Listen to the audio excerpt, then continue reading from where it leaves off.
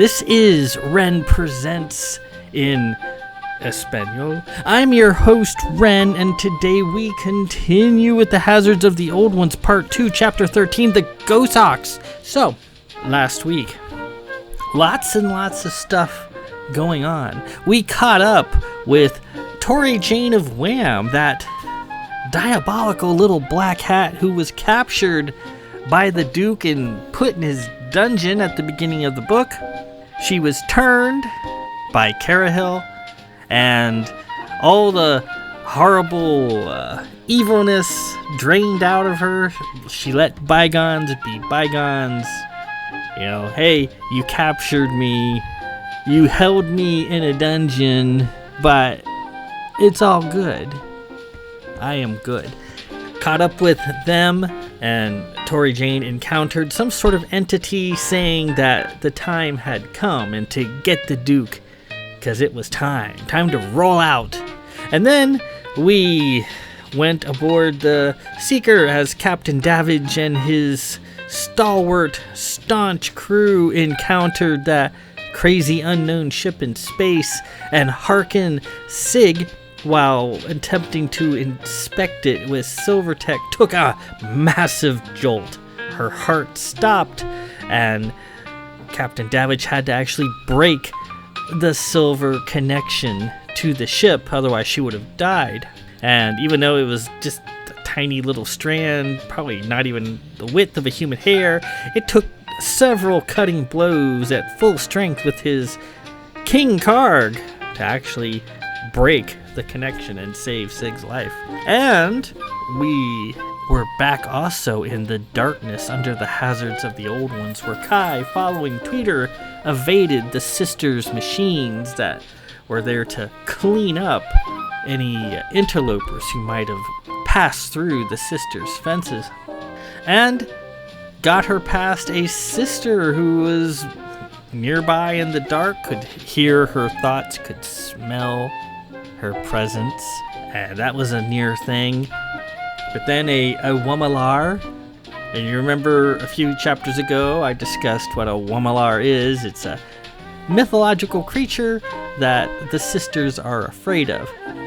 The Wamalar will come on the last day of the League and dispense with all their secrets, and that will be that. That will be all she wrote. But the sisters encountered a scary Wamalar at the gates, and they all went off to take care of it, giving Kai a free shot of the exit. But as soon as she crossed into that blessed threshold of the outdoors, the stars twinkling around her, she got caught hard in a massive TK, and there is no getting out of it, and she is held fast. So this week, we continue with that. Part 2, Chapter 13, The Goshawks. In a potato, I used to always say Goshawk, but then all of a sudden I switched to Goshawk, and then I was back to Goshawk, and apparently, here at 3:30 in the morning, on Ren Presents, it's back to Goshawk. I'll probably switch a few more times, because I just don't care. Anyways, let's proceed immediately, because at 4 a.m. I turn into a pile of dust. So let's begin Part 2, Chapter 13, The Goshawks.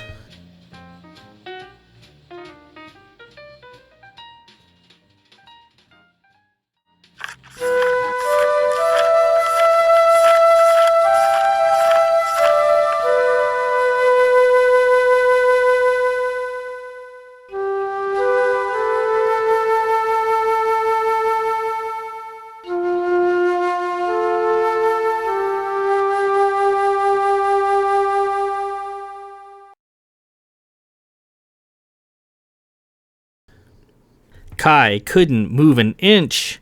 She couldn't blink. She couldn't breathe. Her SK floated just out of her grasp, also stuck in TK. Away from here, she wanted away, to flee and never stop.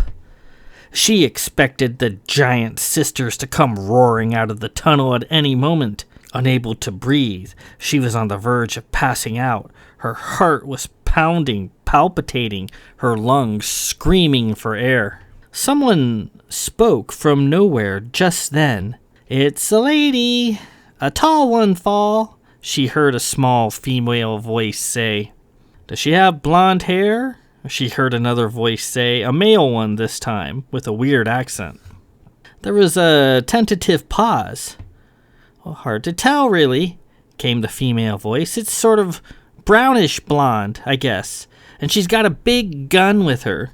"Well, that's her then. Let her go, Tori." Kai was suddenly released. She plopped roughly to the ground, her SK-2. She sucked in air, trying to fill her lungs. She looked up. In the abundant starlight, a woman appeared in front of her. The woman was small and slender with long, styled black hair. She wore a black flight suit with a black duster over top of it. She had on padded Mako-style boots like what they wore in the Astro Merchants, which made her appear a bit shorter than she actually was. Her long black hair was elaborately styled and held in place with a few barrettes enameled with flowers. And she also had the mark, the black hat's shadow mark on her face. It stood out sharply in the dark on her pale skin. Kai thought she might have been Bethriel of Moan for a second, but she didn't have a mole on her cheek, and her hair was the wrong color. This woman had a friendly smile, just like Beth did. "Hi," the woman said cheerfully. "Sorry about that. The TK, I mean. You can't be too careful, you know. Right, Fall?" A tall, blonde-headed man appeared. He was dressed in a similar style to the woman, only he wore a black triangle hat and had on a long black scarf. A large pipe jutted out of his mouth. Kai's long stint quelling rowdies in the Marines told her this man was armed to capacity. She could tell by the fullness of his duster. "Are you Madame Kylos, formerly of the Fleet Main Starship Seeker?" he asked, with his mildly accented voice. "I am," Kylos said, picking up her SK. The woman, the black hat, though smiling, watched her close. Tweeter landed on Kai's shoulder, throwing her face into silver relief. She turned to the hazards, fear welling up inside of her. The exits are being watched. "Neat bird," the woman said, looking at Tweeter. "What is it? It's sort of like shadow tech, right?" The man took his pipe out of his mouth and held it. "Please allow me to introduce myself. I am Lord Falsworth," he said. "The Duke of Olin," the woman added with a touch of pride, looking up at him. Kai thought she could hear something coming from the tunnels. The holes. The sisters coming to kill her. "Do you have a ship? Can you take us out of here quickly? I can pay you." Olin laughed. Yes, but first, please allow me to introduce this lovely lady here." He put his arm around the woman, and she leaned her head against his chest affectionately. "This is Tori Jane of Wham, my better half." Please, Duke, we must away," Kai said. "What's the rush?" Tori Jane asked, looking around at the darkened landscape. "It's pretty out here, don't you think it's pretty? Fall? I'd love to come back here in the daytime." Before Kai could answer, there was a horrid cry from the depths of the tunnel. She looked back at it, the fear visible in her face. The Duke and Tori Jane turned to look at the tunnel in a nonchalant manner. Have you a vessel?" Kai added quickly. "We need to be away from here at once. Please." "Right this way," the Duke said, motioning towards a clearing. "What was that noise?" Tori asked casually. Nothing, please, we must go quickly." It was like a nightmare, everything happening at a snail's crawl, everything needing explaining and mulling over. They didn't have much time. "Out of here! Now!" Suddenly, a wheezy voice spoke up. "Drop your weapons, if you please." On a nearby ridge, a motley group of 7 men and 3 women stood holding an equally motley assortment of weapons: hunting rifles, HIT 6 fraglocks, old Marine surplus RE breech loaders, and a few aftermarket blunder cannons. An old fart Johnny favorite that was unreliable, unaimable, and ridiculously cheap. Another group, 10 more men and 4 women armed in a similar fashion, appeared behind them as well. Kai, the Duke, and Tori Jane were caught in a circle of fire, and the devil coming from the holes. We are coming for you, Johnny. Soon. Enjoy the night air while you can. They came forward a few steps, weapons leveled. They were a scabby group, scarecrow thin, dressed in knickers, knee breeches, and waistcoats. They looked to Kai to be a group of butlers and servants, cooks, and maids, a dirty, treacherous bunch of Johnnies if she had ever seen one. The Duke squinted in the dark. "Ellington? Is that you?" "Correct, dear Duke," he said. "Lord Milton gives his regards. Now, if you'll be so kind, your weapons, please." "Ellington, I'm certain the night air will be bad for your fungal lung infection.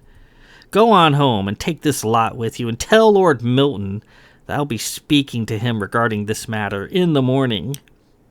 Ellington stifled a cough and shook his gun. "Your weapons, Duke. I'll not ask again."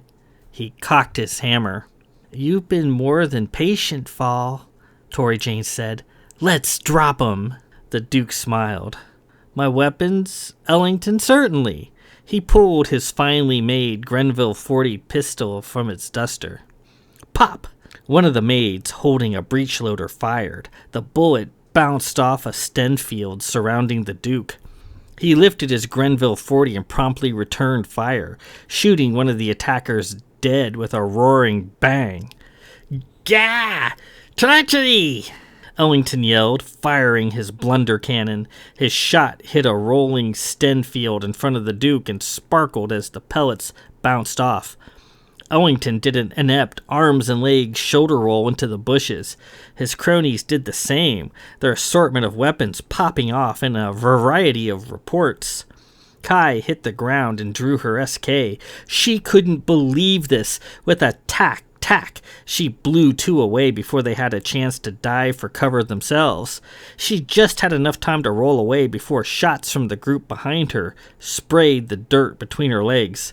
A shootout. She had no time for this. An ancient evil was about to come screaming out of those holes and land right on top of them. "Listen to me.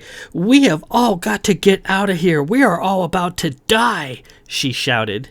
"You're about to die, certain enough, hot blood," a bent servant with a blunder cannon said, discharging it with an unhealthy blarp sound. Gunplay was everywhere. Blarp. Tap, tap, boom, boom, blam, blam, boom, bam, blarp, boom. Somebody flashed a blunder cannon and a slug of pellets went off proudly in some random direction.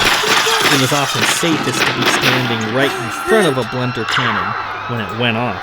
Someone leveled at Tori Jane of Wham and fired. The bullet hit her Stenfield and bounced away.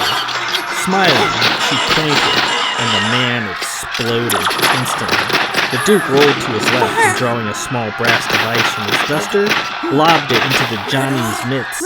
Before they had a chance to react, a series of wiry tentacles emerged from the device with an ugly, swishing whine, enveloping several attackers in a cutting and cruel embrace. In pieces, and in a drone of dying screams, the men fell dead, their weapons cubed just as easily as their flesh had been. The surviving attackers, horrified, moved away from the terrifying weapon. That was a Los Capricos weapon, that thing he just threw, Kai thought, though she couldn't recall which one. Tori Jane of Wham was taking fire from all around. She was just standing there, not making much of an effort to move or duck, and she was an irresistible target. A steady stream of bullets and shot bounced non-stop off of her sten field. It really wasn't fair, not much could penetrate her sten, yet she could freely send things out through it as she would. She was holding a wiggling black snake which she calmly tossed into a group of firing servants. The snake grew to a huge size, wrapping up and eating one of the screaming attackers whole, head first, in a horrid Ophidian embrace. Shadow tech, Kai would know it anywhere. The snake slithered off to terrorize more of the attackers, bullets and blunder cannon shot peppering its length. The Duke drew something else out of his coat, some sort of black stick, another Los Capricos weapon. Using the head of the stick, he traced a blue design into the air where it glowed, and then shot forward. 2 men and a woman were severed by it as it passed. Another man, trying to reload his smoking blunder cannon, was suddenly wrapped up tight in shadow tech. Tori Jane then, with a flick of her wrist, sent the man hurtling away like a screaming stone from a slingshot. His dark, spiraling form, arms and legs splayed helplessly, flew at speed and disappeared over the crest of the mountains. "Oh, creation, I've always wanted to do that to somebody," she piped. A group from behind them moved into a better position. They scrabbled for footing and leveled their guns, readying to fire a volley. 3 men, dressed in black flight suits and dusters, appeared in their midst. With strange, thin swords and pistols, they routed the attackers, some falling, some dropping their weapons and running. "Where you going?" one of them taunted. There was another cry from the tunnel, much nearer this time. "Duke, we must be gone from here," Kai screamed, nearly in tears. "For our souls, we must be gone from here." The remaining attackers stopped firing and stared at the tunnels. They heard the noise as well. The Duke appeared completely unconcerned. He put his stick away, gathered his small brass capsules, and puffed on his pipe. After a moment, he disappeared. So too did the newcomers. Tori Jane, too. All gone. Kai was now alone in the starlight with the remaining attackers, about 5 of them. "Where'd they go?" yelled one of the attackers, holding a smoking breacher, looking through his night scope. "Did you hear that?" a frightened woman said, holding her blunder cannon. "It's the devil. You know the stories, it's the devil." Maybe we should get out of here," one of the other survivors said. "Use your thing, Ellington, and let's go." Just as Kai was about to stand and make a panic-filled screaming run for it, 3 giant-sized sisters came out of the tunnel entrance, striding in a rage. Kai felt her heart ready to seize. "Johnny!" The remaining attackers looked at the horrific scene, screamed, and began firing at the gigantic monsters charging toward them. After a moment, guided by the gunfire, the sisters waded into the mass of firing men and women, groped around a bit and seized several of them. The men died instantly in their grasp. They held the men close to their huge, strange faces, not able to see them, but able to smell. They sniffed the dead men. "Johnny's," they said in monstrous voices. They began tossing the dead men toward the tunnel. A woman dropped her blunder cannon and fell to her knees. "Mercy!" she cried. "Mercy, please!" A sister, reaching for the sound of her voice, seized her prostrate form and threw her newly dead body into the pile along with the others. Another sister grabbed Ellington by his waistcoat and regarded his bent, shrieking form. He unloaded his blunder cannon right into her huge demonic face. She recoiled and dropped him, holding her face with the backs of her hands. Another sister groped around and found Ellington again. "You will live. We must experiment upon you, Johnny, to prevent further incursions, to improve our machines. Upon your flesh we shall know the answers. Take a final look at the stars.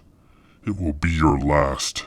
With that, arms swinging, the sister took the terrified man by his coat back into the dark of the tunnel.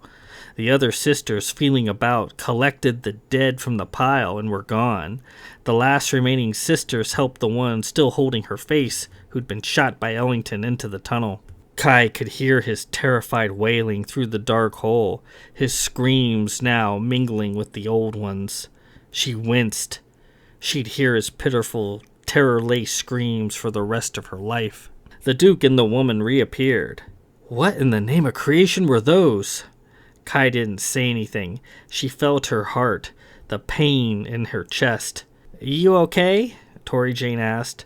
Can we please go now? Kai said, choking back vomit. Tori Jane smiled. You needn't be so frightened. I cloaked us, she said happily. I was a painter, you know. I can throw up a mean painted cloak in a hurry. Those things have no clue we're here. I cloaked you too, but I didn't have enough time to set it up so you could see us at the same time. They couldn't detect you. The three men appeared. One of them looked back at the holes with a great deal of concern. But by the elders, what were those things? I'd read about the hazards, but didn't believe the old stories. Creation, if those things find out we're here. That's why we need to leave, Kai screamed. One of the three men, the shortest of the three, strode up to Kai. Is this Madame Kylos? Whoa, but isn't she sweet? Not now, Johnny, the Duke said. To your vessels. Peter, he said to one of the men, scan for more intruders. Tori, if you please. A large black ship and three slightly smaller ones appeared. From what she could make out in the dark, they weren't like any ships Kai had ever seen before. Not a fleet vessel or a standard merchant ship. They must be fancy yachts of some sort. They were fairly large for private yachts, each being at least twice as big as a marine cutter.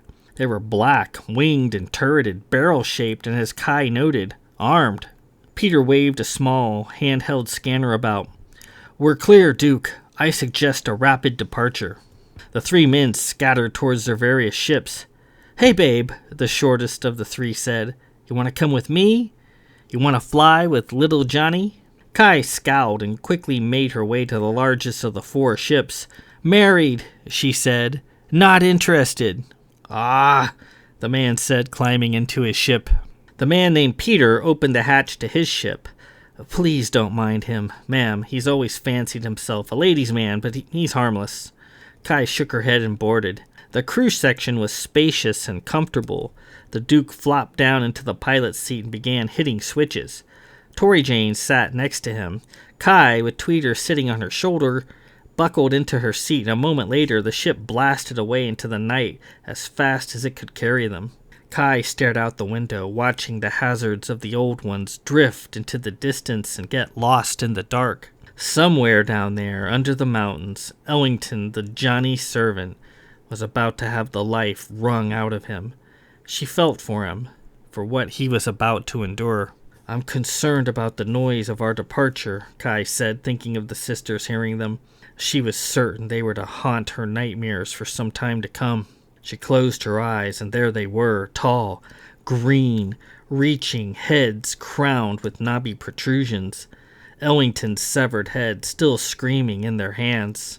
Don't be, Tori Jane said. I've cloaked us again. Tori looked at a few of the scanners mounted in the cockpit. Hey, Ellington and his crew, where'd those guys come from, I wonder? I don't see any ships down there in any of the screens. Don't know. But Lord Milton needs to stop. These assassination attempts are becoming tiresome. Oh, I can take care of him for you if you want me to, Fall, Tori said. No, I'll deal with the matter. I thought the whole thing was kind of fun, actually. Did you see me toss that guy? I wonder if he's hit the ground yet. Kai sat back in the chair and took a deep breath. She was utterly exhausted and closed her eyes, seeing the sisters, seeing Carahill's dead body. Tweeter gave a chirp, and she rubbed his beak. Tweeter, her savior. She hoped, after all of this, after how far he'd taken her, that he'd last forever. Tori turned around and looked at Tweeter with interest. So what's this little bird? It's sort of like Shadow Tech, right? It's Silver Tech. I guess you could say it's happy Shadow Tech. You'll see, yours will do the same in time. It will? It'll turn silver? Well, do you love anybody? She smiled and glanced back at the Duke. I suppose that big scruff over there, I suppose I love him with all my heart. Then yes, it'll turn. Lady Poe made this little bird for me. Tori leaned in. Can I see him? Kai gently handed Tweeter to Tori. She cupped her hands and held him, examining his tiny silver body. Wow, look at that, she said with admiration. Who made this, did you say? Lady Poe of Blanchford. She's the sister of my best friend. I've never heard of that name before. I know all the black hats by name. She's not a black hat, Kai added. Tori continued to admire Tweeter. Well, in any event, this Lady Poe is a Shadowtech master, a genius. How many months did it take her to create this? Kai managed to laugh. She forgot about the sisters for a moment. She loved the fact that Tori was making a fuss over her little Tweeter. Months? It took her about 2 minutes. I watched her do it. Tori grasped. This is a familiar, a creation. There's a lot of Silvertech, did you call it? Here, there's more than I've ever seen in a single Shadowtech familiar. It's very handy work. Lots of black hats I know would be drooling over something like this. Tori handed Tweeter back to Kai. He seems tired. I think his time is about up. What do you mean? Well, Shadowtech familiars are usually timed. They only last for a few days. Mine always do. Shadowtech needs energy to stay combined, and even a big, complicated monster like this one, she said, pointing at the tiny Tweeter. Monster? Tweeter? Well, size doesn't mean much when you're talking about Shadowtech. You'd be surprised how little Shadowtech goes into a 30-foot tall beast. This one's got layer after layer of complex programming, so even though he's tiny, he's packing a ton of Silvertech, I guess it is. Kai felt a tear coming to her eye. You think he's timed? Do you think he's gonna die? Well, looks to be. He's been to hell and back with me. I'll not say what I saw in the depths of those tunnels, but this little guy was equal to it, to all the ancient evil and traps they could muster. He got me out. You can't die, Tweets. You just can't, she said, looking at him. Tweeter sat there in her hand, and sure enough, didn't seem his usual energetic self. Kai rubbed Tweeter's beak. She noticed Tori's big padded Mako boots. I didn't think black hats like shoes, she said, still worried about Tweeter. Tori looked down at her boots. Oh, I love shoes. I got a whole closet full. Fall bought them for me. Know a lot of black hats, do you? I know 3, not including Lady Poe. Huh. Well, they must all be hammers. I was a painter. We don't wear Dora very often. Too hard to concentrate with those damn things on. Tori opened a small locker full of ice bottles. I'm thirsty. She called up to the cockpit. What do you want to drink, hun? D-Sprig, he said through his pipe. Oh, yeah, me too. That's 2 clear bottles, a little green one, and a splash of blue, right? Right. See, I'm getting the hang of this, Tori cried, triumphant. Kylos, would you like something? Kai answered, no thank you. So if I may ask, what are you doing out here? Not that I'm not grateful. I've never wanted to be farther from anywhere, ever. Tori laughed.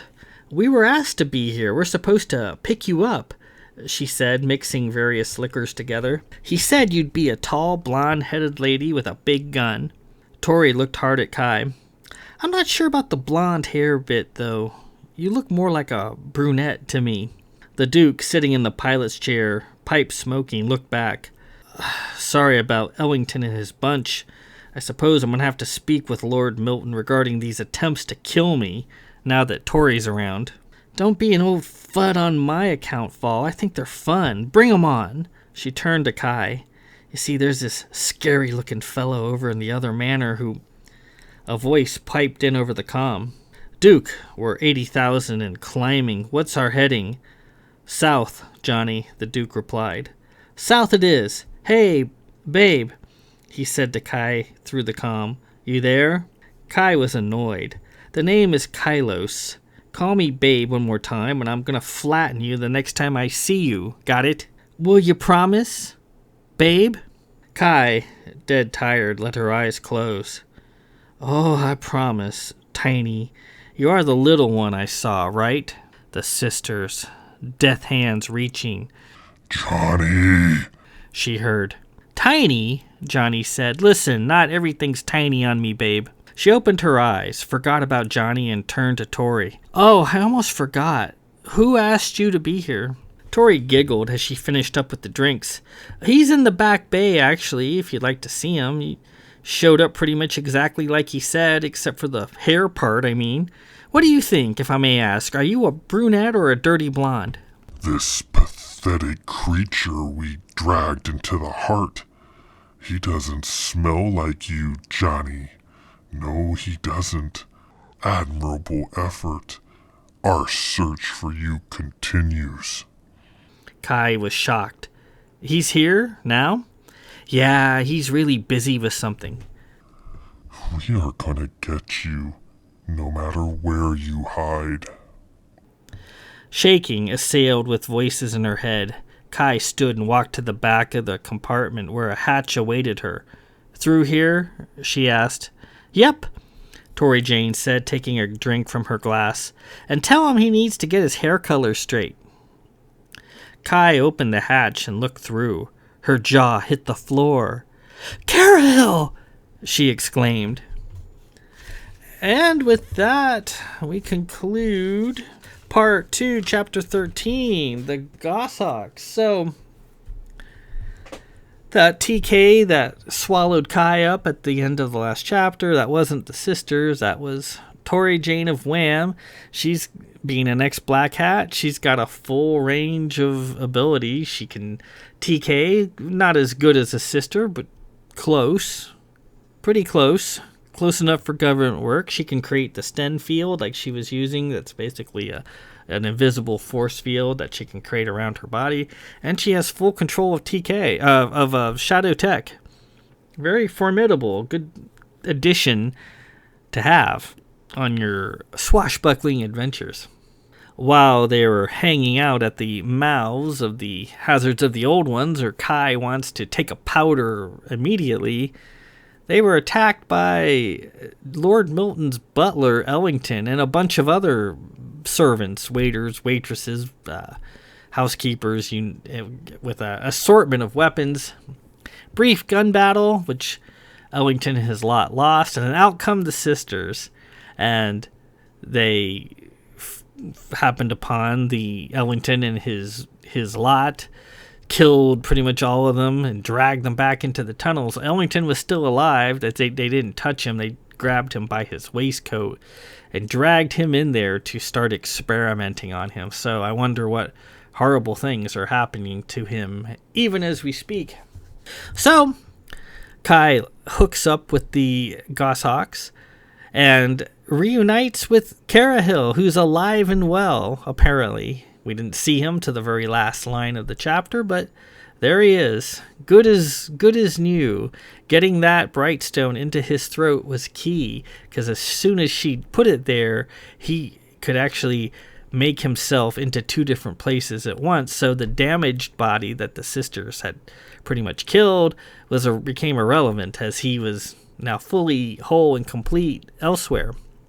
Good chapter there, fun chapter. Next week, we continue with the story, chapter 14, the 11th daughter, another 11th daughter chapter. It's after 4, and I'm tired, so I'm not going to yak any further. Until then, this is Ren Presents. I am your host, Ren. Peace out.